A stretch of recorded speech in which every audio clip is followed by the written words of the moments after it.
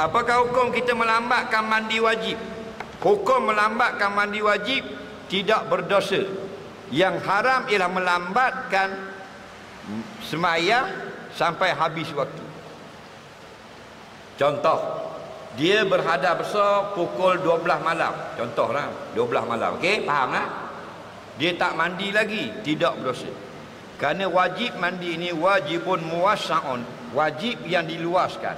Bermakna kalau awak berjunub pukul 12 tengah malam, Allah kata in kuntum junuban fatahharu, dan jika kamu junub maka hendaklah kamu mandi, bukan segera. Sunat mandi segera pukul 12 malam. Dan harus pukul 12 tengah, harus pukul 1, boleh pukul 2, boleh pukul 3 selama belum habis waktu subuh. Kalau dah nak habis waktu subuh belum mandi lagi, berdosa.